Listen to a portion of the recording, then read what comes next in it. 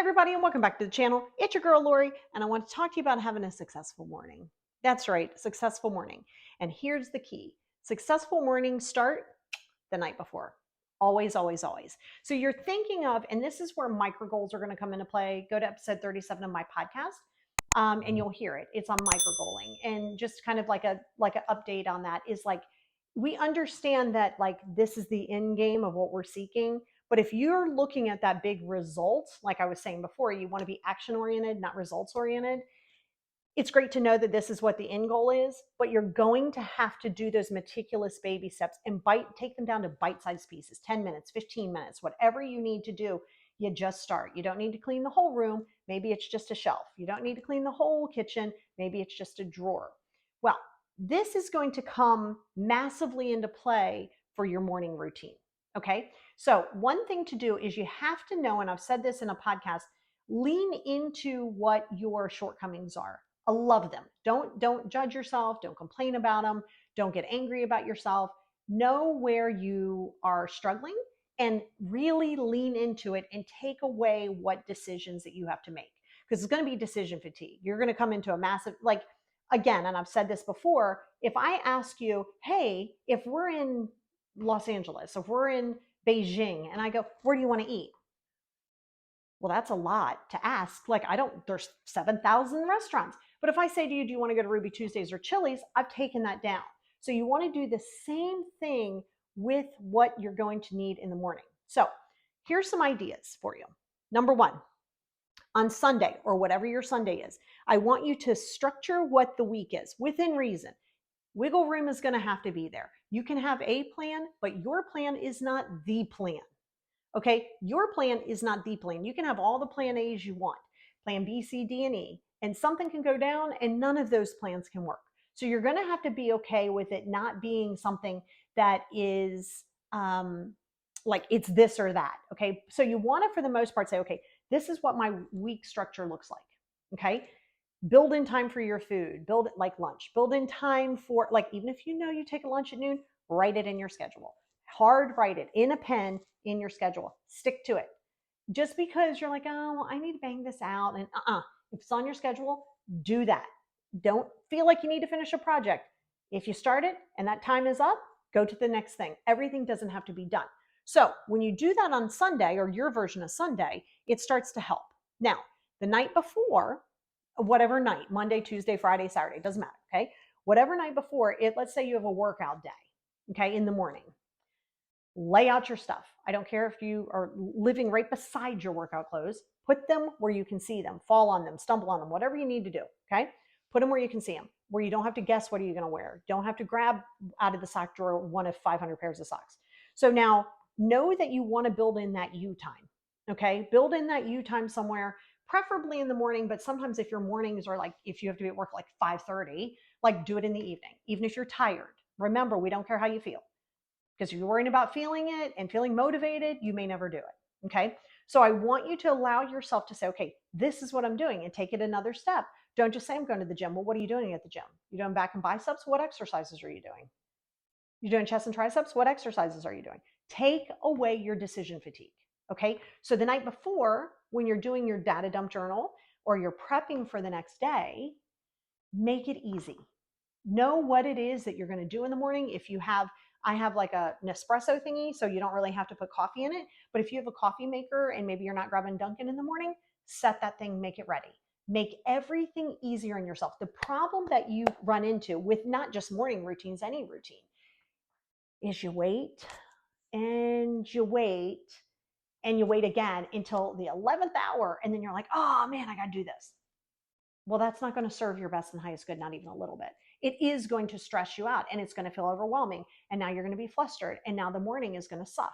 So now what happens if you get up and I don't know, the cat has thrown up all over the bed and all over your stuff. And you have to, now your plan for a workout or your plan to meditate or whatever has to be pushed back. So what? This is that go with the flow. Don't allow yourself to be like, well, this screws up my plan. No, you're just shifting. You're pivoting. Keep in mind, you're pivoting. Pivoting is your favorite word. Don't say you're stuck. Don't say you're blocked. You're just pivoting. You're just going, no, that's not working. You're shifting. You're pivoting. Okay. So let's say that happens. Well, And let's say you spill coffee on yourself, like you're like, are you kidding me right now? Like this is that kind of a morning. If you give yourself, if you let those things fester and ruin your day, you've now taken a not so great moment or a not planned moment, not so great moment, and you're allowing that moment to say, well, this is how my whole day is going to be. Well, yeah, if you're going to be negative, it's going to be negative. And no one likes to be around somebody who's negative, right? And this is why, if you're constantly complaining, if you're constantly, always looking for the negative in something, it's going to get on people's nerves. Like you are totally going to wear people down because nobody wants to be around that. Like you don't even want to be around it. And you don't even want to be around yourself when you are like that. So it's about allowing yourself to realize just because you're having a bad day and you're in a bad mood, that's your stuff to process. Don't dump that on somebody else. Don't take your stuff out on somebody else. So if you know that you're having a bad moment, you just recalibrate. Your breath is something that you carry with you everywhere you go. It is free, but it is filled with so many, not so much, like so many different benefits. Okay, I'm going to shake it off. That's what happened. It is what it is. Got to roll with it is that it is what it is. Because again, if you're always living in the problem, then you're not looking for the solution. And if the first solution doesn't work, do another solution. That solution doesn't work, do another one. But it's your job to find it. So it's also, you have to understand, and happiness is a mindset. So happiness is a choice. Yes, it is. It absolutely is. So happiness is a mindset. It's not so much an action, because then you're going to think other things make you happy.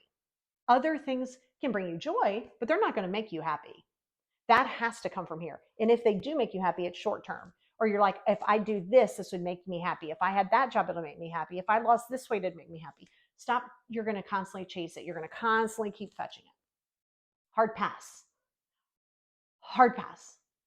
Okay, so this is why your morning routine is starting at night and in the morning. And like I said just recently this week, I'm capable of handling anything that the day sends my way, and I only ever have today. If you're not starting your day with a mantra, you're not giving yourself that time to journal, you're not sitting with yourself and realizing that your stuff is yours to process. You're also not a dumping ground for other people. So in the morning, sometimes if people's mornings aren't going as well, they like to not on purpose, but they're just like flustered. You say, hey, I am not going to get involved with your morning. And you have to tell them, I am not going to be involved with this morning routine. I've got my own, right? See, these are the boundaries that you have to set. So to have a successful morning routine to start your day adequately, and even if it doesn't start adequately, you can switch it. That's a narrative. That's a mindset. You literally have control over your mindset. If you see it as half empty, it's half empty. If you see yourself as a victim, you're a victim. If you see yourself as resilient, you're resilient. If you think you can or you cannot, you are absolutely right. You think you can? Yes. Think you can't? Yes. You have so much more power over yourself. So start your morning out the night before, level set it. I know you might be tired, but you have to understand, much like a morning routine and everything else, you may have to do some legwork in the beginning. It might suck up a little bit. You might be like, okay, well, daggone, what I wanted to wear is dirty. So now I got to do a load of laundry. So now you're doing laundry at 8 o'clock at night so you can be ready for the morning. Whatever. You're setting yourself up for success. Don't set yourself up for failure by waiting to the 11th hour, by procrastinating. Procrastination is self-sabotage. Like that's literally what procrastination is. It is self-sabotage. So again, until you're willing to own your morning and be grateful and wake up with gratitude in the morning, that's the best way to start your day. Gratitude, baby. You wake up in the morning and you're above ground. Grateful. Grateful to just be here. Yeah, that's enough. That's a lot. If you're always waiting for somebody else and something else to fill your void, and you constantly want to stay into, well, this is right, that's wrong, and all those things, you are going to be in your own little prison mentally. And it's your stuff to process. And for you to have a good morning means you have to be okay with taking away some of these decisions. Stop with the decision fatigue. Mornings are great. And they're your time. Those mornings are your time for you. So again, barring you going to work at like 3 or 4 a.m., it doesn't matter if you're like, I'm not a morning person. You can become a morning person. It doesn't have to mean 2 a.m. you have to get up, but you have to ask yourself, how important are you to yourself? Because that does go into play. How important are you to yourself to take away some of these decisions? What are you going to wear to work tomorrow? Well, I'll pick it out of the closet. No, pick it out now. Pick it out now. So you don't have to think about it. What are you wearing? What earrings are you wearing? Pick it out. So to have a successful morning, you have to have a successful night the night before. Take your time, deep breath, start with a mantra, do your journals, carve out time for self, take away those decisions. That's the best way to start your morning.